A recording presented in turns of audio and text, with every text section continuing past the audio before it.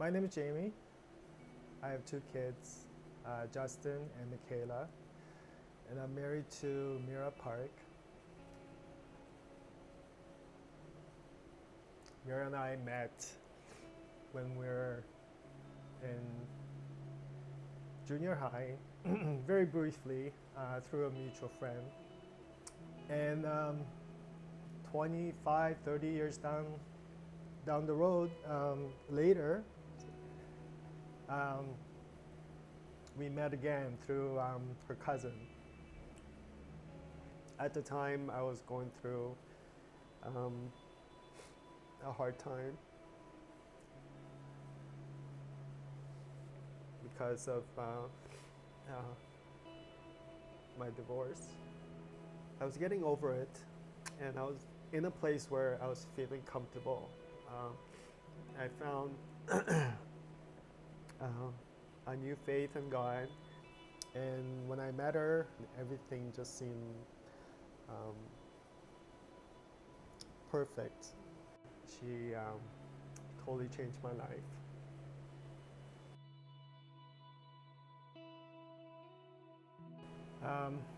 On January 4th,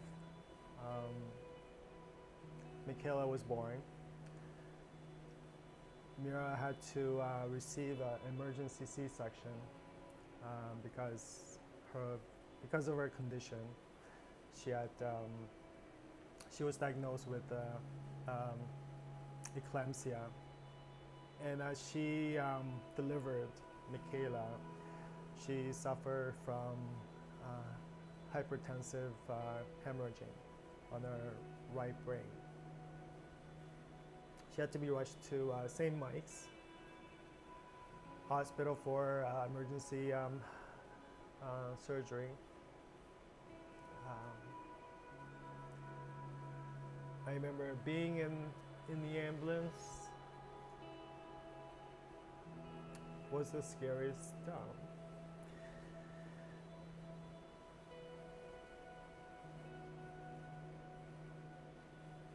scariest moment of my life. And when we got to the hospital, when we arrived at St. Mike's, immediately there was a doctor's waiting for her. I noticed right away they had this look of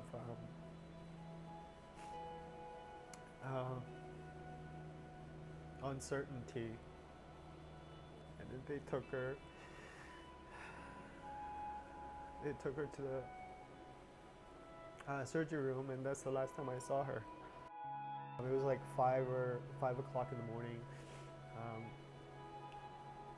I remember being in the room with our friends and family and just praying, and hoping that everything will be okay.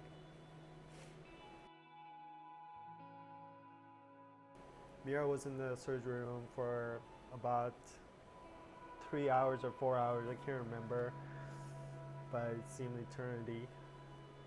When the surgeon finally came out, he said that the surgery was successful, and that she's been moved to ICU, and that we could probably see her once she settles in. When they finally let me in,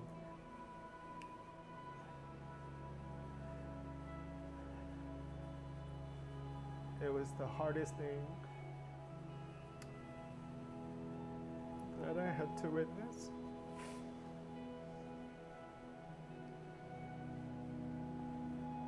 I think she was in coma for about a good month. I mean, she did wake up. She opened her eyes a couple of times, and that was the only signs that we got from her. And every day it was in and out of the hospital, waiting in the waiting room, sleeping there, eating there, praying there. It just became a little a sanctuary.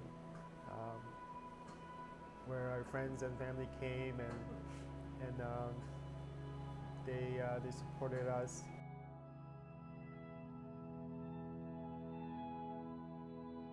Michaela was transferred to St. Mike's the next day, I believe, and she stayed in ICU. She was doing well. She was she was still a preemie, so they still had to be put her in the NICU and take care of her. And she was discharged on 16th. Took her back home, and I was at the hospital, and my sister called me, and she said, Michaela's not eating at all, and she's throwing up. So I took her to emergency, and two nurses came in, and they took her, and they put her on a examining table, and that's when she started showing symptoms. She started vomiting, and they found a stool in her diaper with blood. And then all of a sudden she lost her vital. Seeing a baby, my daughter, being almost lifeless and so tiny and so fragile. I broke down. I didn't know what to do.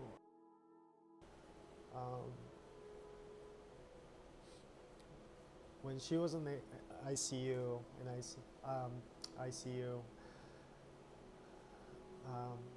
they had to do another emergency surgery because she was bleeding again in her brain, and that's when I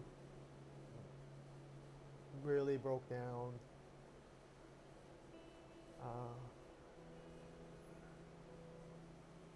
Thinking that I might lose her.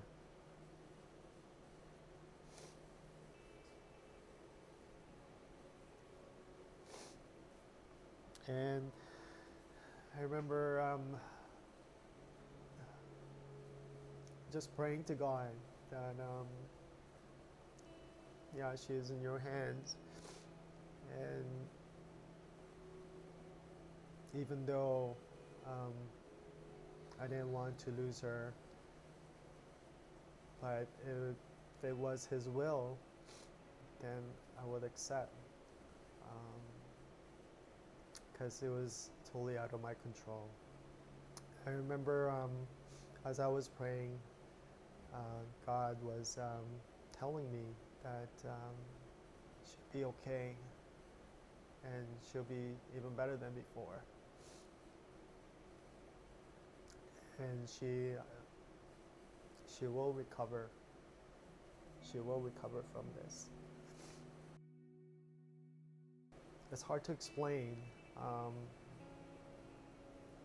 when you're going through so much pain in your life at the moment, and you feel helpless, and the only thing that you could go to and let out your feelings and reach out is God. And as I was doing that, He gave me comfort. Every day, every moment, every chance I got, I prayed, and on her bedside, I read her Bible, and we did our devotion. I would pray with her, and those are the only times that I really felt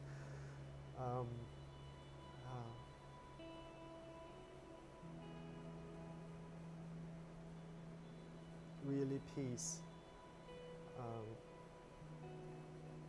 in spite of what was happening. God was always with me through through all my suffering, my pain, and I think that's the only reason why I was able to endure everything that went um, during those times in the hospital. I feel like there was a purpose. There was a purpose that I didn't know where it was going to be and how it was going to play it out in the end.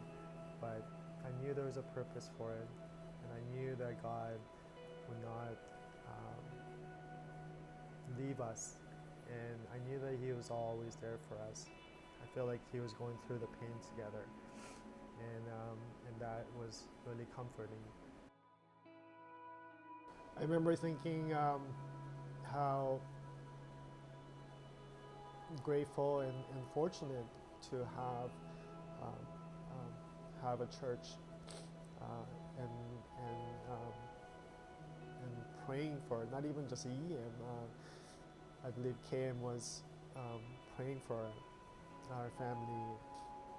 I know that we were going through a lot of pain and suffering and uncertainty, but at those times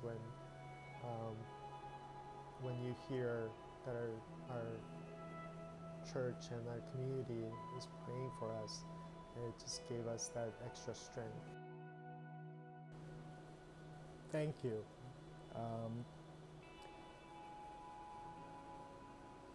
Thank you from the bottom of my heart for all your prayers, all your support,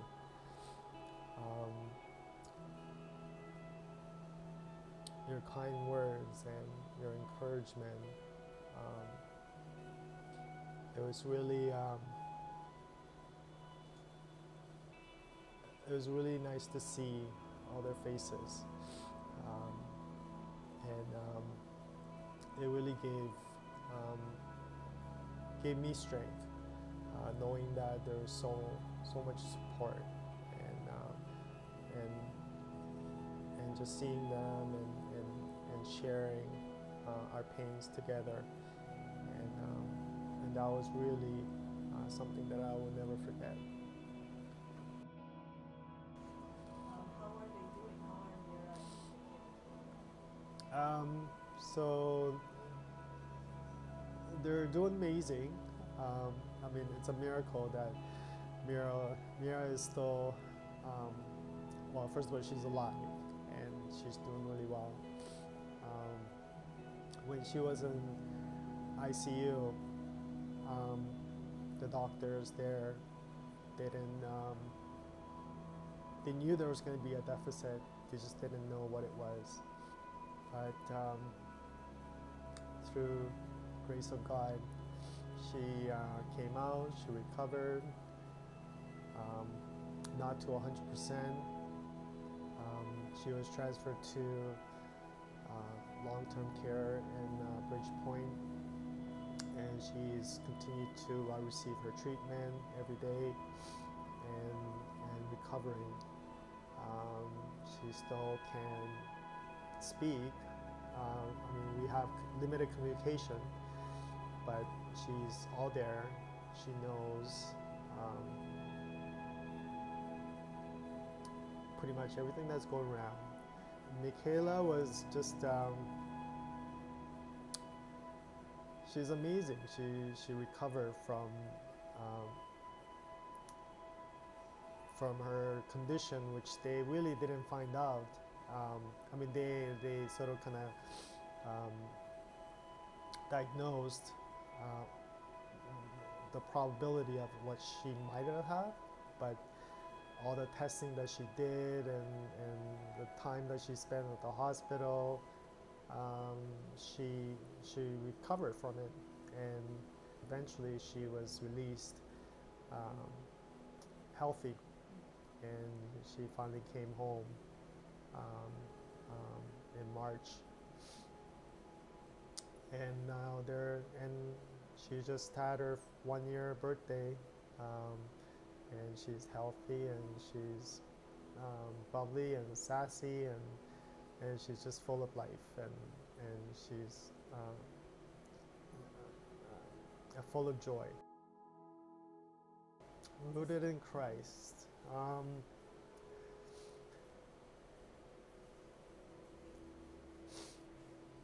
To me, cross is everything. When I was suffering, going through all the pain, and just thinking what Mira is going through, I wanted to take away all that pain. And as I was thinking what we're going through,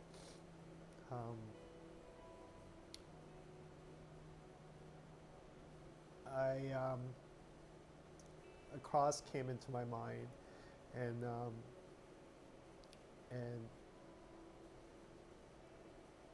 how we have to carry our own cross, and what it meant to me is that that we have to sacrifice our pain, or even our pain and our goals or our dreams or anything for Christ. And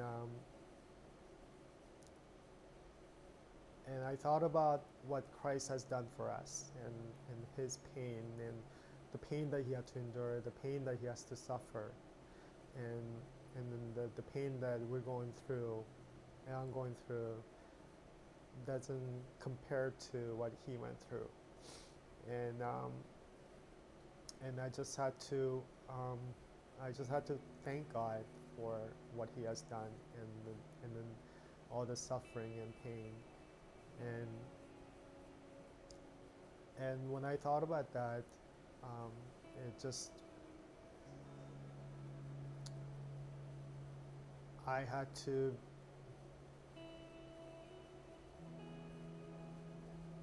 just get down on my knees, and I just had to pray, because there was so much love that he has shown us. You know, Mira and I, we always talked about putting Christ always first in our marriage, and he is the center of our marriage. And before we commit to one another as a husband and wife, we always told each other that we need to love Christ first. And